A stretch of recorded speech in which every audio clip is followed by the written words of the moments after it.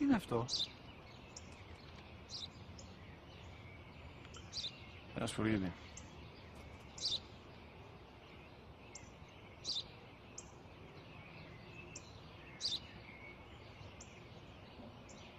Τι είναι αυτό?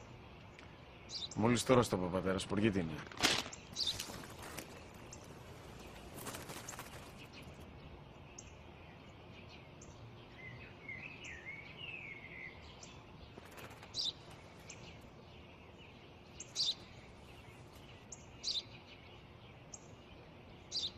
Τι είναι αυτό? Ένα σπουργίτι είναι, πατέρα. Ένα σπουργίτι. Σπου-γι-τι!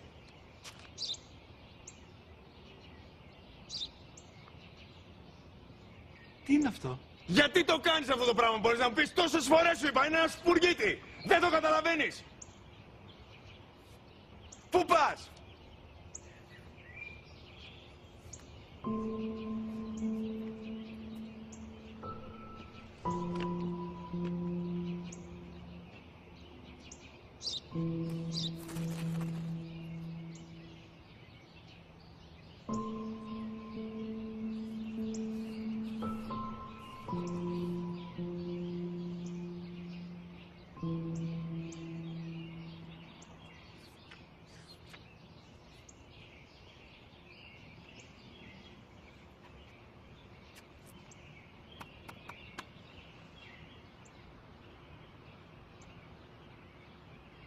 Δυνατά. Σήμερα ο μικρός μου γιος που πριν λίγες μέρες έκλεισε τα 3 καθόταν μαζί μου έξω στο πάρκο όταν ένα σπουργίτι ήρθε και κάθισε απέναντί μας.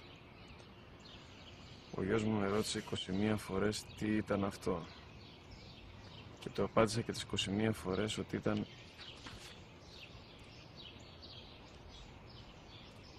ένα σπουργίτι.